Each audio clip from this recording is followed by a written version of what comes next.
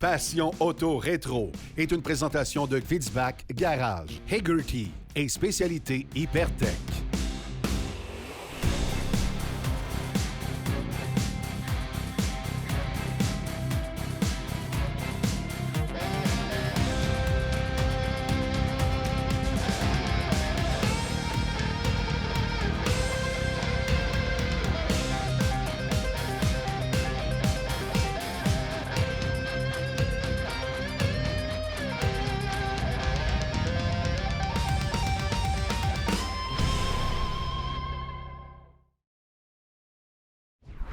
Bonjour à tous, bienvenue à Passion Auto Rétro. Aujourd'hui, c'est de la grande région de Montréal qu'on vous présente l'émission.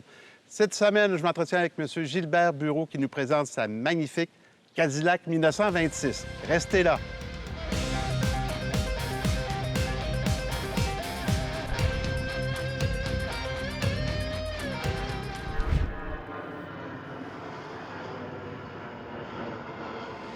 Monsieur Bureau possédait une merveilleuse voiture, une américaine, une classique, une Cadillac 1926. D'où vient l'idée pour vous d'acheter une voiture de cette époque-là? Bien, dès ma jeunesse, moi, j'ai été attiré par l'époque des années 20 et surtout les voitures et tout ce qui tourne autour, enfin, la vie sociale, la musique, la politique, la mode et tout. Et à l'époque, en 1980, j'avais une Hudson 1923 fermée. Et des amis m'ont dit que cette voiture était à vendre au Massachusetts, Aux États-Unis, oui. Et j'ai donné, comme on dit dans le langage, en échange ma Hudson et du retour, beaucoup de retour pour cette voiture qui n'était pas restaurée. Est-ce que vous avez acheté la voiture, donc vous l'avez importée au Canada à la suite de cet achat-là? Absolument. On est allé chercher la voiture. Elle appartenait d'origine à un médecin. Il y en avait deux. Il y avait une voiture comme celle-ci, mais il y avait aussi une voiture en modèle fermé pour l'hiver. Finalement, longue histoire, la voiture s'est retrouvée chez un autre collectionneur au fil des ans. Et puis, moi, je l'ai achetée. Voilà, c'est ça. Quand vous parlez de restauration, vous parlez d'une restauration majeure à ce moment-là? Absolument, oui. Parce que la voiture était tout à fait complète, mais nécessitait quand même une très bonne restauration. Parlez-moi un peu des voyages que vous avez faits avec la voiture. Vous avez parcouru les États-Unis, une partie du Canada avec cette voiture-là. Bien, écoutez, d'abord, j'allais souvent aux activités de voitures anciennes aux États-Unis, à Stowe, Boston. Je suis allé à Québec plusieurs fois, pour les voiliers, entre autres, à Ottawa. Je suis allé même 2 fois à Boston. Et ce sont des voitures très fiables, hein? Les grosses voitures de cette époque-là, les Packard, les Cadillac, les Lincoln, c'est très fiable. Contrairement à ce qu'on peut penser, vous n'avez pas eu d'aventure sur la route, là? Jamais. Je vais toucher du bois, la roue en bois. Au niveau du design de la voiture, on s'entend, c'est un très beau design américain. C'est une œuvre d'art, quant à moi. Si on parlait des particularités un petit peu de la voiture, ici, je vois ici comme il y a une jauge ici. À quoi ça servait pour les gens qui ne connaissent pas la voiture entière? Ça s'appelle un motomètre. Motomètre, c'est la température, vous voyez de l'autre côté, température de l'eau du moteur. Et ça vous montre exactement si le moteur chauffe ou non. Certains de ces appareils-là avaient une petite lumière pour le soir. Ici, ouais. Fait que le conducteur, à partir du volant, pouvait voir si la voiture surchauffait ou pas. Exactement, exactement. Également, M. Bureau, les phares électriques étaient inventés par Cadillac en 1912, c'est bien ça? En même temps qu'on a inventé le démarreur électrique. Les deux en même temps. Les deux en même temps. Si vous voulez bien, M. Bureau, on va se déplacer, puisqu'on a toutes sortes de choses à découvrir avec la voiture. Ici, on a un petit phare ici. C'était pourquoi exactement? C'est un feu de position, tout simplement. Simplement. De chaque côté, oui. Donc, c'est pour positionner la voiture le soir pour qu'on soit capable de la repérer facilement avec les phares avant. Sans allumer les phares avant. OK. On voit le raffinement de la voiture ici, M. Bureau. Les vitres sont même gravées, les vitres latérales ici. Effectivement. Et à l'époque, certains gravaient le nom de la voiture aussi. Celle-là n'a pas le nom gravé sur la vitre, mais ce sont des accessoires. On appelle ça des glaces de déflexion. C'est le vrai terme. Le vrai mot, oui. Et ça faisait partie de l'équipement standard chez Cadillac. Qui, il faut le dire, était une voiture très haut de gamme à l'époque. Oui, mais il y avait des voitures quand même un peu plus haut de gamme, il y a encore des voitures, comme vous dites, donc le statut social est encore plus élevé que Cadillac. Oui, oui, absolument. Rolls-Royce, il y avait des voitures, Stearns Knight, il y a beaucoup de voitures quand même qui étaient de haut de gamme à l'époque. Mais dans la famille GM, c'était la Cadillac, oui. Ici, on a comme, je ne sais pas comment appeler ça, une finition. Comment vous appelez ça ici? En bon québécois, on appelle ça du canning. Du canning. Du cannage, avec deux N, je crois. Et c'était d'origine, ça, je l'ai fait refaire, évidemment. Et chose étrange, je ne l'ai pas trouvé au Québec. J'en ai trouvé à La Havane, que j'ai acheté prestement. Ah oui? Et puis, mon carrossier me l'a installé. C'est collé, chalaqué, avec du shellac. Et puis, c'est exactement comme c'était à l'époque. Certains modèles avaient la porte au complet ou l'arrière au complet. OK, tout dépendant du design puis du look qu'on Exactement. voulait donner. Aussi, on voit pour que les passagers arrière avaient la souplesse de pouvoir diriger la vitre un peu comme ils voulaient. Absolument. Et ça se baisse aussi. Alors, c'est ce qu'on appelle un touring 7 passagers parce que les sièges ici sont escamotables. Alors, à ce moment-là, c'est une voiture de grandes familles, des grosses familles. OK. Et finalement, ça servait à couper le vent. Beaucoup de place à l'intérieur, parce qu'on n'a Ah, pas les deux petits sièges. C'est incroyable l'espace oui. qu'on peut avoir. On va se diriger tranquillement vers l'arrière de la voiture. On va parler d'ici de la malle arrière. Hein? Pourquoi on appelle ça une malle arrière? Bien, c'est parce qu'à l'époque, au début, c'était vraiment une malle qui était placée à l'arrière. Absolument. Et c'était en option. Parce OK. qu'il y a un support pour mettre la malle arrière, mais des gens qui ne désiraient pas installer la malle à l'arrière. Alors, cette malle a la particularité d'avoir à l'intérieur 3 valises 3 valises distinctes. qui étaient, donc, on pouvait utiliser pour aller, tout simplement, on se rendait à l'hôtel avec la valise, etc. OK. Donc, en anglais, on appelait ça « fitted luggage ». Donc, pas obligé d'amener le gros coffre au complet. On partait avec une partie du coffre pour aller à l'hôtel, pour Et la voilà. remettre en repartant. C'était beaucoup plus pratique. Effectivement. Oui. On va venir ici un petit peu plus loin à l'arrière encore. Le phare, on voit qu'il y en a un à gauche, il n'y en a pas à droite. Il y a une raison, c'est qu'à l'époque, on exigeait juste d'un côté, c'est bien À ça? l'époque, toutes les voitures américaines, nord-américaines, devaient avoir un feu arrière. OK. Alors, il est placé sur l'aile, ici. Certaines voitures, il était placé au centre du OK. pneu. Il y avait un pneu, des fois, à l'arrière. C'était là. Et là, vous avez ici, donc, le feu de recul, une première pour Cadillac en 24, Quand même. le feu de position et le frein Tout ça dans le même bloc. dans le même bloc. Alors, c'était pas... Il n'y a pas de signaux, hein? Pour le tourner à droite Signaux, ou à c'est- gauche, c'est les bras. les bras. OK. On parle vraiment d'une manière primaire, mais efficace pour l'époque, quand même. Absolument, oui, oui. Mais il y a des gens aujourd'hui qui ne savent pas ce que je fais quand je sors mon bras. Effectivement. Je regarde s'il va pleuvoir ou non.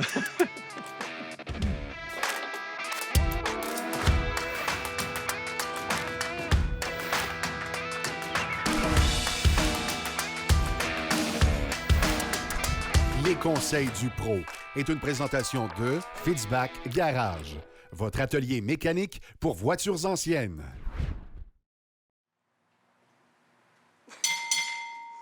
Aujourd'hui, pour le Conseil du Pro, on parle de la carburation à aspiration ascendante et descendante. Commençons par la carburation ascendante, André.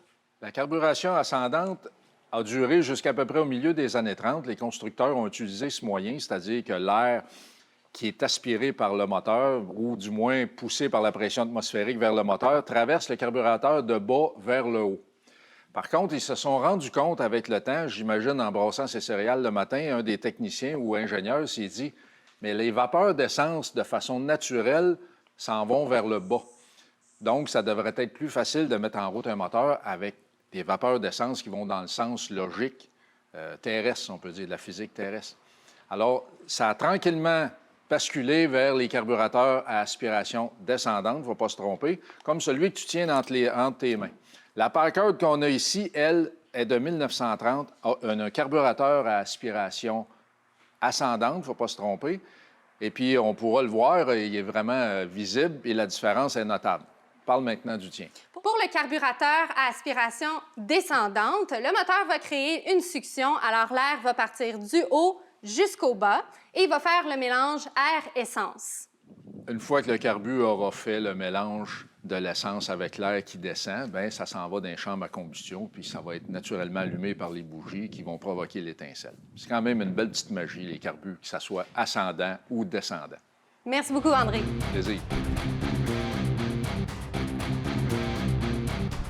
La question de la semaine, présentée par Uniplus Network, votre référence en pièces au Québec.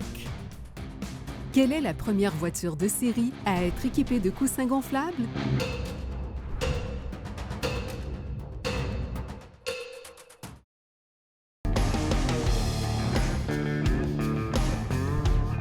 Oldsmobile Toronado 1973 est le premier modèle de production à offrir en option le coussin gonflable côté conducteur seulement.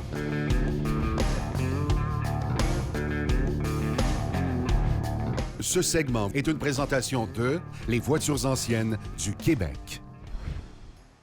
Voitures anciennes du Québec est un club automobile fondé en 1974 par quelques passionnés de voitures anciennes. Le club regroupe environ 3000 membres répartis au Québec, en Ontario, dans les Maritimes et même en Europe. Le but du club est de promouvoir et partager la passion et la préservation des voitures anciennes. Pour plus de détails, suivez-nous tout au long de la saison.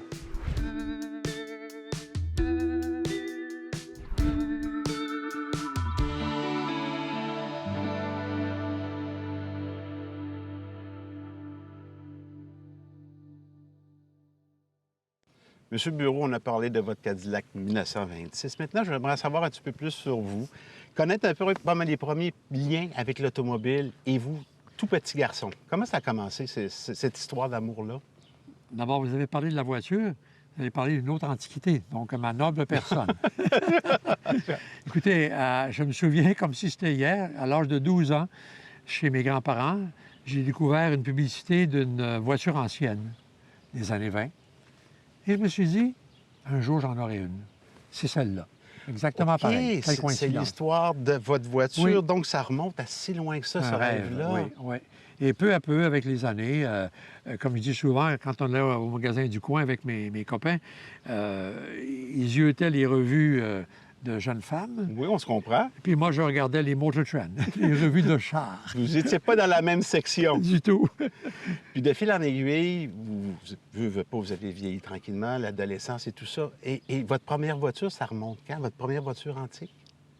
Ma première voiture usagée, je dirais, c'était une Kaiser Manhattan 1954, alors que j'étais élève étudiant à l'université. Mais ma première voiture, vraiment ancienne, c'était une Chevrolet Landau 1926. OK. Mais vous en avez eu plusieurs par la suite. Oui, j'ai eu beaucoup de voitures anciennes d'avant-guerre, entre autres beaucoup de Hudson, dont je suis très friand, et Hudson, Cadillac, Studebaker, les voitures quoi, de l'époque, là, les marques, presque la plupart sont disparues, sauf la marque Cadillac, évidemment. À l'époque, les voitures ne valaient pas cher, les voitures anciennes. Hein? On achetait une voiture ancienne pour 500 $. Il n'y avait pas vraiment de valeur marchande à cette époque-là. Pas autant, évidemment. Oui. Ça a commencé dans les années, je dirais, les années 60, 10, 60. Là, les gens se sont réveillés et ils ont dit « Ah, cette voiture-là, elle vaut beaucoup plus cher que 500 $. Alors, les gens ont commencé à dealer entre eux. Et il y a eu la surenchère, il y a eu des encans, les revues de voitures, les émissions de télévision. Et tout ça a fait que la voiture ancienne, on peut dire, acquis, c'est l'aide de noblesse à ce moment-là, oui. Plus de demandes, donc on fait monter les prix de toute évidence à partir de là. Effectivement. Puis la nostalgie s'est intéressée parce que les gens ont dit, bien voilà, c'est des voitures qu'on a eues quand on était jeunes, mes parents avaient ça, et puis voilà.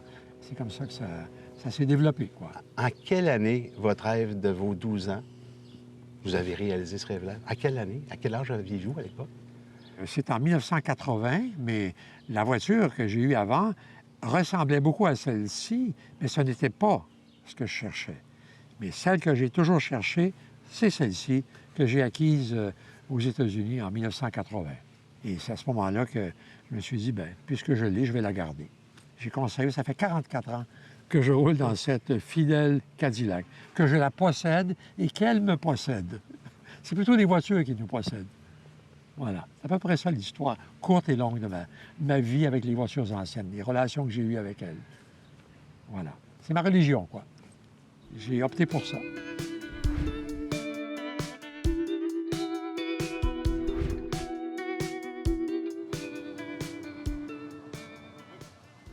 Cette année, Mario Lacroix récidive avec l'histoire du pont de Québec, mais avec des anecdotes qui demandent beaucoup de recherche. Mario, je pense que tu es le plus compétent dans le domaine. Ben, en tout cas, je connais Michel Lebrun qui était beaucoup plus hot que moi, mais OK, on se ramène au 2 octobre 1900. Donc là, on est vraiment dans les cérémonies, la pierre angulaire, c'est-à-dire qu'on est à la construction du pylône. Sir Wilfrid Laurier est là, le maire de Québec, M. Parent à l'époque, plusieurs dignitaires. Il y a 10 000 personnes quand même de présence. C'est beaucoup de gens. Beaucoup de gens. Malheureusement, il n'y a pas vraiment de photos de cet événement, mais plus des images qu'on faisait des dessins à l'époque. Et puis, ce qui est l'anecdote dans cette inauguration-là, c'est qu'on a créé une capsule temporelle. Bon, c'était à la mode à l'époque. On mettait des objets, de la monnaie du temps, des écrits, du linge, toutes sortes de petits trucs. On l'a fait avec Samuel de Champlain, d'ailleurs, près du Château Frontenac. Et voilà, c'était une mode. Bon, on a procédé à cette inauguration et les dignitaires s'approchaient. Il y avait une belle truelle qui avait été faite d'argent et un maillet en or incrusté. C'est une œuvre d'art. Une œuvre d'art faite par le joaillier Cyril Duquette, ici à Québec, d'ailleurs, qui est l'inventeur du combiné téléphonique. Alors, ça, c'est au musée présentement. Vous pouvez les voir si vous le visitez. Et suite à ça, on a scellé le tout. On a commencé à construire le pont. Bon, on sait ce qui est arrivé en 1907. Oui. Il y a eu un premier effondrement. Bon. Côté sud. Côté sud, effectivement. Donc, on décide de démolir les piliers existants avec les nouveaux plans pour les déplacer. Mais en déplaçant les piliers, on n'a jamais retrouvé la capsule temporelle. OK. Il n'y a pas aucun écrit qui en parle suite à ça. J'ai consulté maîtres journaux du temps. Écoutez, même Michel Lebrun qui a fait des recherches énormes. Aucun mot là-dessus. Mais il y a une capsule temporelle qui a disparu. Donc, elle serait peut-être théoriquement encore sous l'eau ou disparue tout simplement. Peut-être. Écoutez, bon. Et lors de la cérémonie également, Sir Wilfrid Laurier a mentionné que le pont de Québec serait la 8e merveille du monde. Mon Dieu qu'on a entendu cette affirmation-là pendant des années par la suite. Encore aujourd'hui, on en parle. Mais c'est pas le cas. Bien, il faut faire attention parce que lorsqu'on a classifié les 7 merveilles du monde, c'était 300 ans avant Jésus-Christ. Quand même, on est ailleurs beaucoup là, en 1900, 1910, 1920. Là. On n'est pas dans la même fourchette temporelle, là. Non, exactement. C'était super intéressant, Mario. Merci.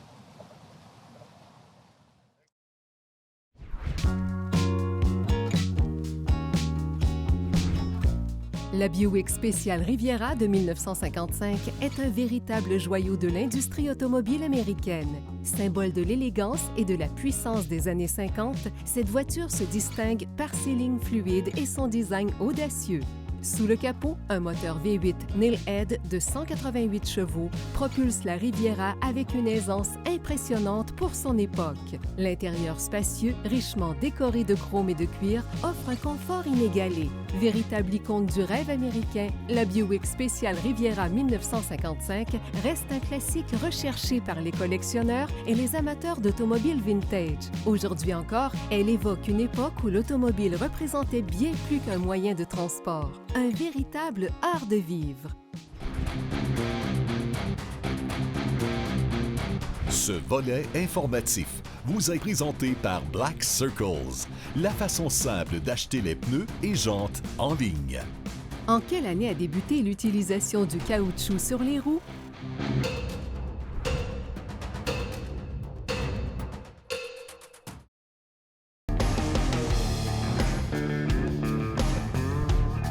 Réponse B.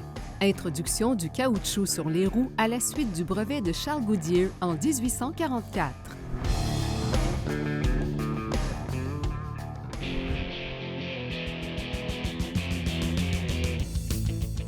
Nous sommes sur les terrains de la polyvalente de l'Ancienne Lorette en présence d'Harold Paradis, le président du Club des Belles Autos d'hier. Harold, Dame Nature sur la rencontre, qu'est-ce qu'on y dit? Bien, Dame Nature, on a dit, fais donc mieux l'année prochaine. Mais cette année, c'est fait, c'est réglé. Par contre, cependant, malgré Dame Nature qui a plus ou moins collaboré, on a quand même eu tout près de 500 véhicules sur les 2 jours. On a eu des visiteurs en masse à pied. On a toujours notre service de navette qui nous a aidés, évidemment, parce que le stationnement est gratis.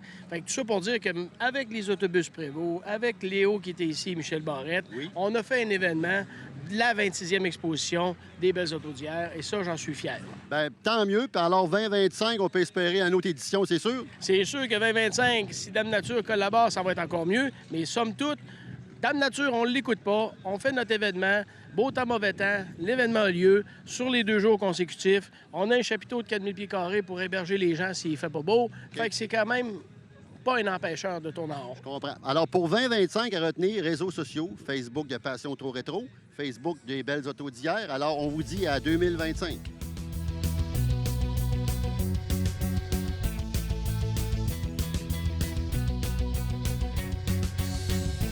Alors, je suis en présence de Richard Prévost. Alors, Richard, j'aimerais avoir tes impressions de ton week-end à date. Wow! Juste wow? Wow, vraiment. Un gros wow, effectivement. Fantastique. On a eu beaucoup d'achalandage malgré la température. Donc, beaucoup de gens sont venus. Je pense que Prévost a été pas mal le centre d'attraction. Il y a de merveilleuses voitures ici, mais notre Clarisse, notre Citadin, notre H et le Caribou également ont fait partie là, des Musty. On devait voir ça. Les gens venaient nous voir.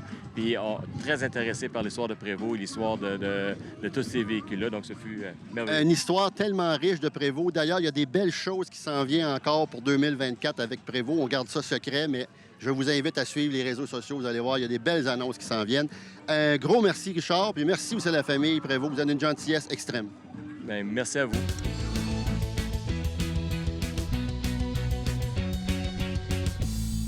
Alors, je suis en compagnie de Benoît Morin, quelqu'un de très actif à Sainte-Claire et de connu. Benoît, peux-tu me parler des fêtes du 200e de Sainte-Claire? Ah, bien, les fêtes du 200e, ça a commencé il y a déjà 4 ans qu'on se préparait. Puis aussi, bien, on a eu des choses extraordinaires. On a eu des spectacles. On a eu des spectacles de personnes très connues comme Sarah Dufour, tout ça. On a eu le village d'antan qui était très important, qu'on a vu, qui a passé à Radio-Canada. Puis, Oui. Pour situer les gens, on les invite à Sainte-Claire. Il y a plein de choses à voir là, à Sainte-Claire. Ah, bien, ce qui est important aussi, c'est la maison Jeanne Prévost. Bien sûr. Puis il y a la maison du Dr Chabot. On a la petite école qu'on a faite cette année pour le 200e, justement. On a aussi la petite grange où on a eu justement le forgeron puis tous les métiers. OK. Allez visiter le site Internet, justement, de Patrimoine à Sainte-Claire. Tous les détails sont là, les heures d'ouverture, les prix d'entrée, etc. Alors, merci beaucoup, Benoît, puis bon succès.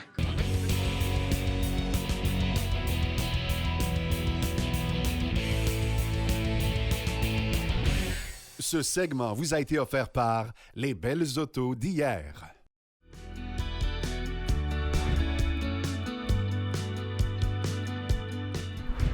Monsieur Bureau, à l'intérieur de la Cadillac 1926, il y a des commandes que je connais pas, qu'on ne voit pas dans les voitures modernes, bien sûr. Il y a comme un bouton à votre gauche. À quoi ça sert? C'est une pompe à air. OK. Aussi simple que ça puisse se dire, parce que la plupart des voitures à l'époque avaient ce qu'on appelle un système d'alimentation d'essence par gravité ou par exhausteur. Alors que sur les grosses voitures de luxe, comme Cadillac, Packard, Lincoln, etc., on avait ce système.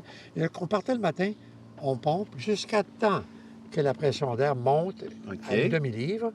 Et là, il y avait assez d'air dans le réservoir à essence pour pousser l'essence vers l'avant. C'est comme ça que ça fonctionnait? Oui. Et là, on démarrait et il y avait une pompe à air qui continuait à envoyer de l'air à l'arrière.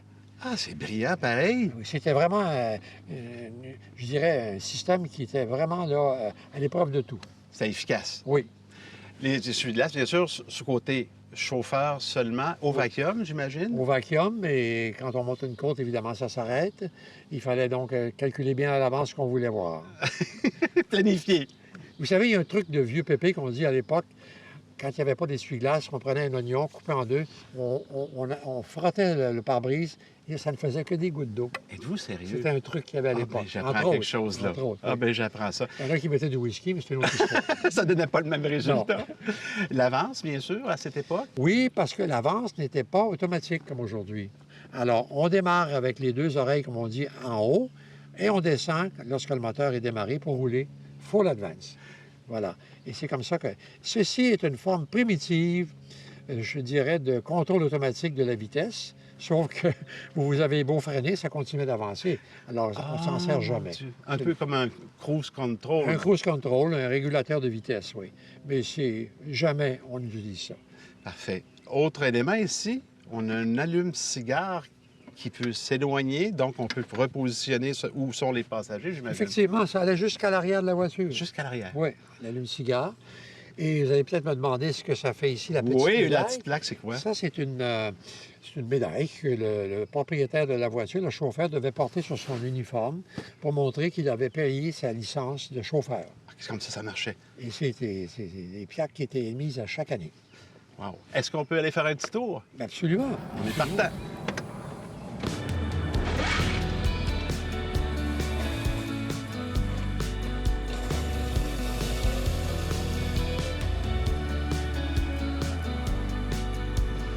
Monsieur Bureau, vous êtes dans le milieu de la voiture ancienne depuis des années. Vous êtes un passionné. D'où vient l'idée de partir un club de voitures anciennes en 1974? Bien, il faut dire qu'à cette époque, il existait un club de voitures anciennes au Québec, mais il était plutôt de tendance anglophone. Alors, j'ai été impliqué dans ce club, je faisais la revue, etc. Et j'ai demandé à mon collègue, j'ai dit, on devrait faire ça en français au complet. Il n'était pas d'accord. Alors, c'est à ce moment-là que j'ai décidé de fonder le club Voitures anciennes du Québec. Aujourd'hui, c'est combien de membres? On approche les 3000 membres. Quand même, quand même. Vous êtes le président fondateur et aujourd'hui, il y a toute une équipe qui travaille avec vous. Une très bonne équipe, des bénévoles, je répète, des bénévoles qui, depuis 50 ans déjà, s'impliquent dans les activités, dans la revue, dans tout ce qui gravite autour du monde de l'auto ancienne au Québec. On va souligner, c'est le 50e aujourd'hui du VAQ. Vous avez sorti une édition spéciale de votre magazine, La voiture ancienne. Vous êtes fier de ça aujourd'hui?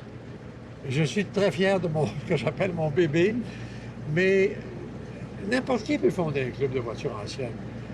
Ça prend des gens qui s'impliquent. Alors, sans ces gens, ça n'existerait pas aujourd'hui. Sans ces personnes qui se sont impliquées depuis 50 ans, on ne serait pas là aujourd'hui. Alors, je les en remercie énormément. Monsieur Bureau, je vous remercie beaucoup pour la belle entrevue. J'apprécie énormément. Merci beaucoup. Ça a été un plaisir, cher ami. Alors, on s'en va donc vers la Floride? Avec plaisir, en direction de la Floride. Miami, on s'en vient. En route. Les voitures de la semaine vous ont été présentées par Uniplus Network et Hagerty. Eh bien, c'est Éric Fortier. J'espère que vous avez apprécié au nom de toute notre équipe. Eh bien, je vous souhaite une très bonne semaine et je vous donne rendez-vous la semaine prochaine pour une autre émission Passion Auto Rétro. Passion Auto Rétro vous a été présenté par V8 Passion.